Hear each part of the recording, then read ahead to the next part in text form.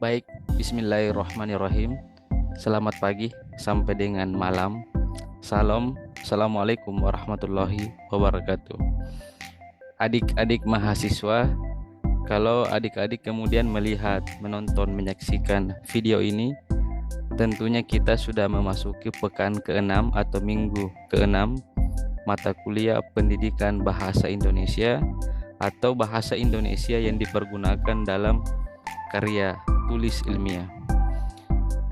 Dalam video ini tentunya sesuai dengan apa yang saya sampaikan di pekan sebelumnya, pertemuan kelima, bahwa saya akan membuat sebuah petunjuk pelaksanaan sebagai pedoman panduan adik-adik untuk kajian pustaka. Jadi pertemuan ke-6 ini terkait dengan kajian pustaka atau kunjungan ke perpustakaan.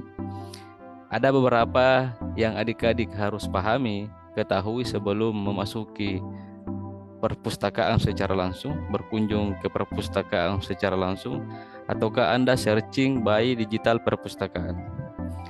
Jadi yang pertama tentunya pada poin 1, tiap-tiap mahasiswa mengambil satu tugas akhir atau proyek akhir atau laporan akhir di rak perpustakaan.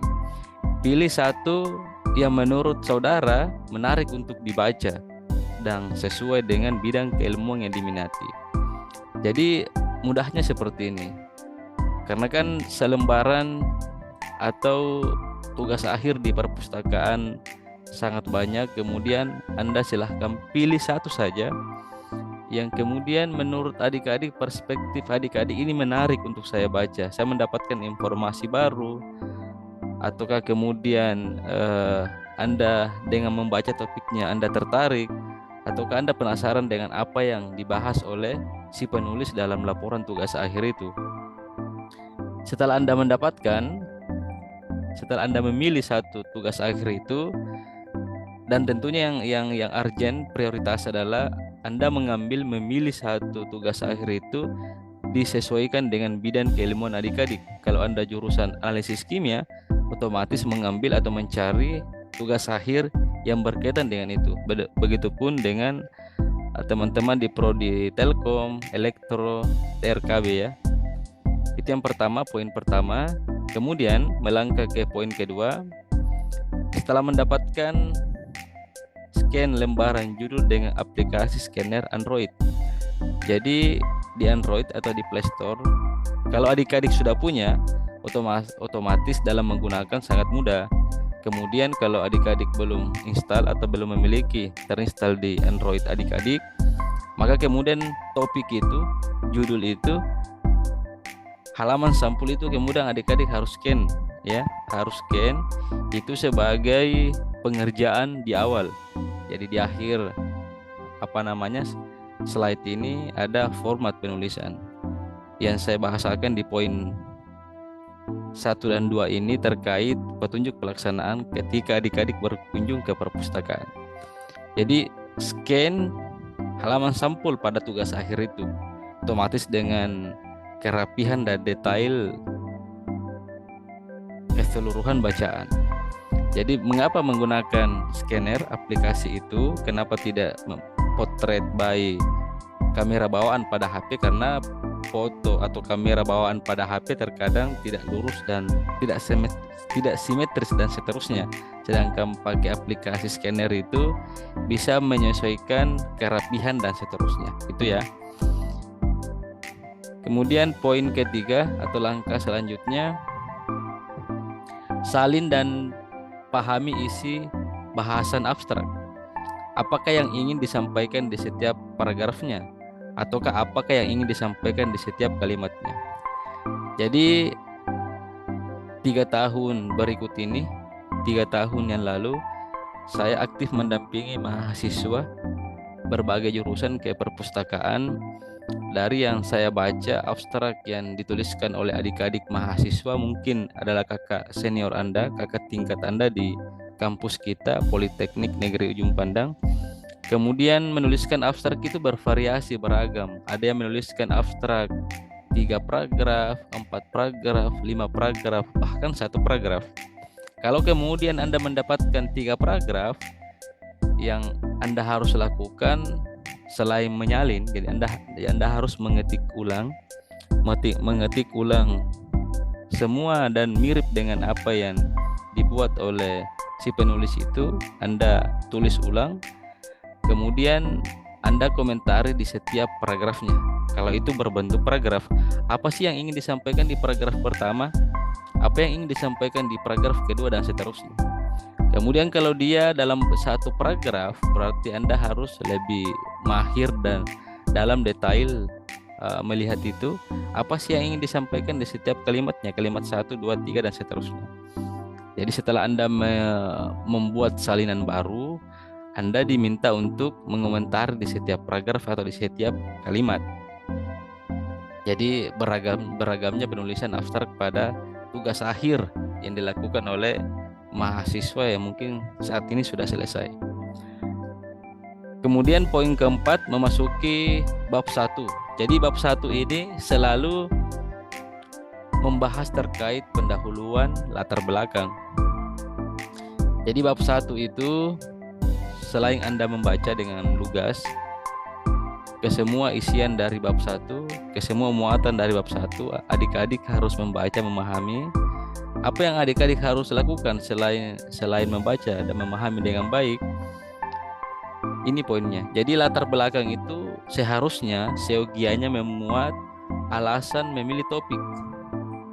Jadi saya ulang kembali, latar belakang pada bab 1 itu seharusnya mengukik alasan memilih topik penelitian atau alasan memilih topik proyek akhir itu.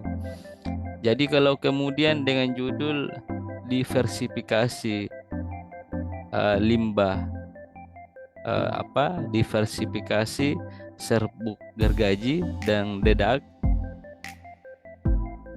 di Kabupaten Takalar, ya. Apa sih urgensi dalam topik itu? Kenapa harus memilih itu? Kenapa bukan pada topik yang lain? Apa yang fundamental dalam topik itu? Dalam latar belakang itu pula dibahas selain alasan memilih topik, apa perbedaan dari penelitian topik yang telah diteliti oleh orang lain. Jadi temuan-temuan terdahulu yang telah dilakukan oleh orang lain dan Anda posisinya di mana, itu yang harus dimuat dalam latar belakang. Kalau kemudian kedua poin itu tidak dimuat dalam bab 1 latar belakang, berarti itu bukan substansi daripada penulisan latar belakang atau bab 1. Tak kalah juga bab 1 itu latar belakang ditandai oleh sebab itu dengan kata oleh sebab itu. Jadi uraian misalkan urgensi terkait rancang bangun sistem gerbang pintar UPT Puskesmas Moncoloe ataukah fingerprint pada UPT Puskesmas Moncoloe. Apa yang harus ada pada topik? Apa yang harus ada pada topik? Berarti apa urgensi daripada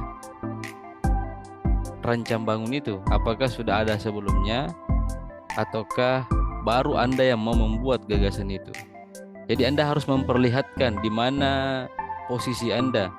Anda harus memperlihatkan gapnya Anda di mana, ya. Tentunya yang urgent prioritas daripada bab 1 itu Anda harus menunjukkan kebaruan atau state of the art, kebaruan dalam proyek akhir atau penelitian kegiatan yang adik-adik mau lakukan. Jadi Anda betul-betul mengomentari, ya. Ini kan Anda diharapkan cepat termotivasi dalam penulisan tugas akhir atau laporan tugas akhir. Dengan kemudian membaca tugas akhir laporan akhir senior Anda atau alumni, itu Anda diharapkan lebih cepat termotivasi menulis, ya. Itu yang terkait bab 1 di latar belakang. Kemudian bab 2. Bab 2 lebih kepada tinjauan pustaka. Jadi di tinjauan pustaka itu seharusnya memuat apa temuan-temuan yang telah Anda telusuri dari judul Anda. Otomatis Anda harus mencari Anda harus mencari dengan leluasa, dengan lugas judul yang Anda pilih dan yang sinkron, yang berhubungan dengan penelitian yang telah berlalu. Jadi itu dimuat dalam bab 2, tinjauan pustaka. Anda harus di situ harus memuat apa namanya perbedaan penelitian Anda dengan orang lain, apa persamaannya dan apa hubungannya, apa perbedaan, apa persamaan dan bagaimana hubungannya. Kalau kemudian itu tidak ada dalam bab 2, berarti itu yang Anda harus komentari bahwasanya bab 2 yang dituliskan oleh siapa, misalkan si Hermansa misalkan, itu tidak didapati tinjauan pustaka yang dimaksud, ya. Jadi mengomentari. Poin ketiga lebih kepada metode penelitian atau metode kegiatan. Otomatis kalau di sini membahas terkait waktu dan tempat penelitian, analisis data, bahan dan alat, dan seterusnya. Apakah dalam tugas akhir yang Anda pilih itu memuat terkait itu? Apakah lengkap menggunakan analisis data, bahan dan alat, waktu dan tempat, dan seterusnya. Kemudian bab 4 lebih kepada simpulan dan saran.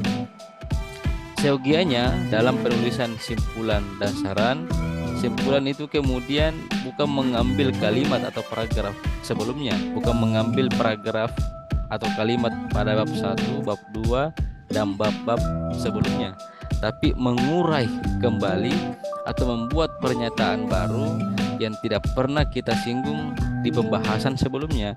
Jadi tak kalah kebanyakan adik-adik mahasiswa atau penulis, mahasiswa bahkan dosen, membuat simpulan itu hanya mengambil, mengcopy halaman di depan dan memindahkan ke belakang atau pada bab 4. Yang seharusnya itu di simpulan harus membuat pernyataan baru. Apa sih simpulan dari tulisan ini? Itu yang harus termuat dalam simpulan. Terus kemudian saran, apa saran bagi penulis atau peneliti lanjutan secara akademis dan teoritis. Daftar pustaka, ini daftar pustaka adik-adik hanya diminta untuk memotret aja, scanner semua yang semua yang penulis itu tuliskan dalam daftar pustaka. Tolong Anda perhatikan, ini langkah yang terakhir. Misalkan kalau daftar pustaka 13 halaman itu anggaplah 24 kali menuliskan daftar pustaka. Tolong adik-adik cek apakah mulai dari latar belakang bab 1 sampai kemudian bab 3, apakah memang dia sudah 24 kali mengutip. Karena sesungguhnya apa yang kita jadikan sumber referensi atau daftar pustaka itu harus ada kutipannya di pembahasan. Tidak boleh hanya karena Anda membaca buku termotivasi dengan itu Anda jadikan sebagai sumber acuan. Itu tidak boleh, ya. Betul-betul apa yang kita kutip jadikan kutipan langsung atau parafrase dalam tulisan itu dimasukkan, disinkronkan ke daftar pustaka. Seperti itu. Jadi lebih singkatnya, petunjuk pelaksanaan ini lebih memberikan pedoman kepada adik-adik mahasiswa apa yang seharusnya dilakukan dalam perpustakaan. Yang terakhir, sebelum saya menjelaskan terkait format penulisan, persoalan teknis, karena ini seharusnya dikirimkan di hari Ahad, hari Minggu, malam Senin dengan kelas tertentu. Akan tetapi saya mengirimkan di hari Kamis. Jadi adik-adik tidak mesti melakukan kunjungan ke perpustakaan di BJ Habibie di kampus kita, di kampus 1. Adik-adik bisa login di perpustakaan digital Politeknik Negeri Ujung Pandang. Kalau kemudian ada kelas yang sempat berkunjung ke perpustakaan, alhamdulillah lanjutkan. Kalau kemudian yang telah lewat di kelas di hari Senin, Selasa, Rabu, dan bahkan Kamis per hari ini, adik-adik diberikan kebijaksanaan untuk bisa login di perpustakaan digital.